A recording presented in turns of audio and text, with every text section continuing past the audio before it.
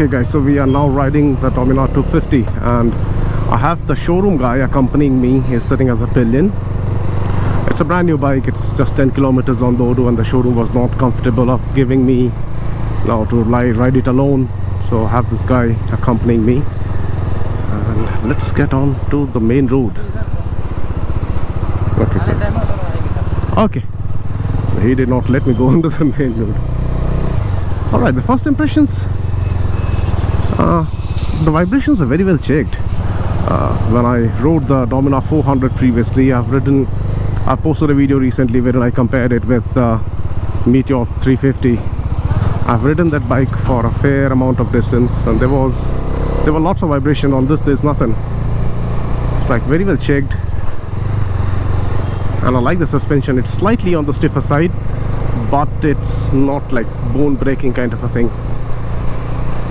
This must be good for aggressive riding as far as I can understand.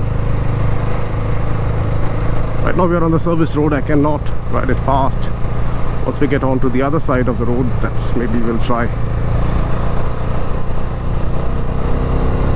Alright, so it pulls okay, not very overwhelming.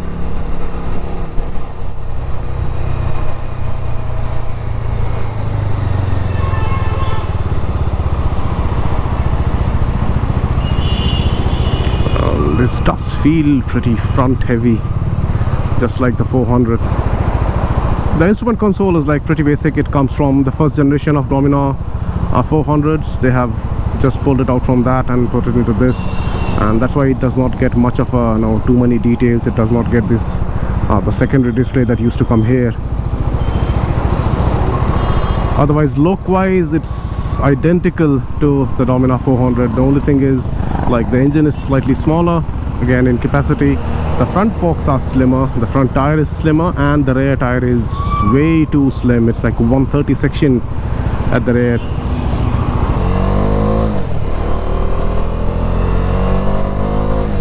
The gear shifting looks very precise. It's very smooth, and the engine too, even being a brand new engine, it's still very smooth. It will again smoothen out as you cover more kilometers on this, but overall it feels like a really good package.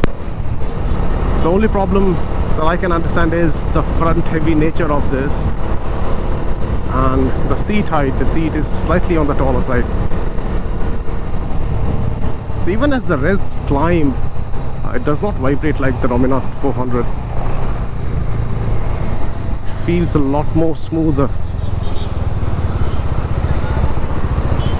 The brakes are good too. Okay, so it needs a little bit of downshifting.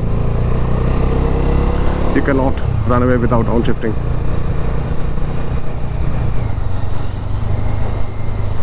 And once we have done riding this, we will be riding the Suzuki Gixxer 250, and we'll try to see which motorcycle turns out to be better. So I have had the CVR 250R previously.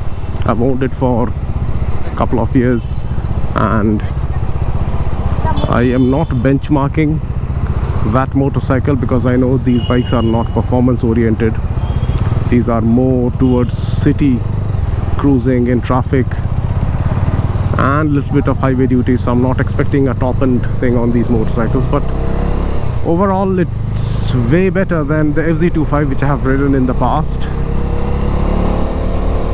Again, that's lighter motorcycle that has only 5 gears. It makes a lot lesser power, and again it's priced a lot lower than this.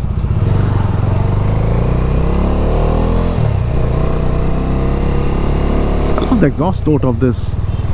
BAJAJ has done a really good job with the exhaust. It sounds so good.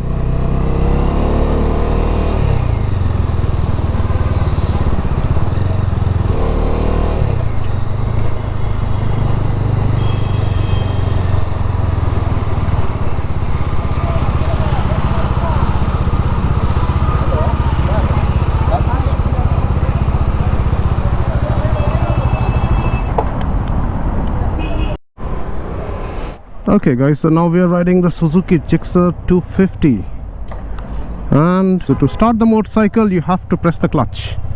Let's see. It feels a lot different than the Dominar because you sit higher and this riding posture is a lot more different. Pretty light and punchy engine. Now we have been given a very short ride. It's like maybe half a kilometer's ride, so I'm not sure how much will I be able to cover, but then I'll try my level best. To start with, the gearing, it's slightly clunky. It's a little stiff whenever I'm upshifting, or let's say if I downshift, it's pretty stiff. The gearing is very hard on this, and it's not giving a very good feel comparatively when I rode the Dominar.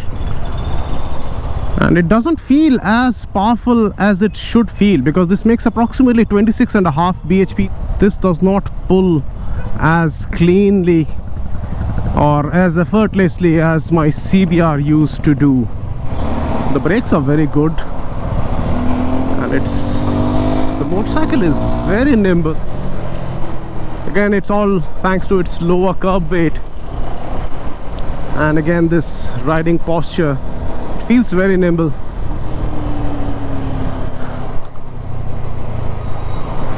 And the engine feels kind of stress-free so far. I have not gone anything beyond like 60, so I cannot comment how good would it be for longer rides when you are at triple-digit speeds. But then I just wish that this gearing thing was slightly sorted out because it's very clunky and it's annoying whenever you are upshifting or downshifting.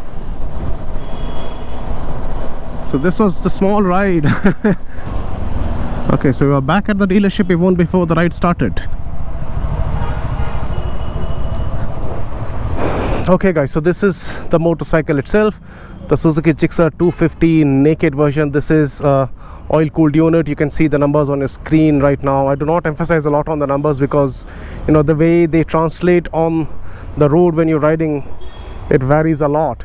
But then overall it felt like a good motorcycle. You get this beautiful design, that machine cut thing, whatever they call it, on the wheels, something that you see on the Meteor 350 nowadays or on the Dominar 400. Okay folks, now the most important question: which motorcycle is better? Now the thing is that both the motorcycles, they come with their own positives and negatives. Not really negative, but then they have their fair share of positives to support them.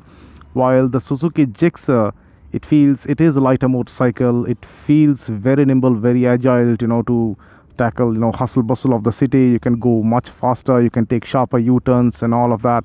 And it also has a better build quality if you compare it to the BAJAJ. But then on the other hand, the Dominar, even though if it is heavy, it is substantially heavier than this motorcycle. It's in fact the heaviest motorcycle in its class. But then still, that engine, the way it responds, it's a lot more engaging than the Gixxer, is what I found. Again, it's my personal opinion. It can very well differ from yours. So in case if it does, don't get annoyed and don't start blasting me in the comments. But then yeah, if I were to pick one, I would pick the Dominar again because I felt a lot more connected to that bike than the Gixxer. And with that weight advantage, again, that would be that would feel a lot more stable when you're at high speeds on the highways chasing a destination.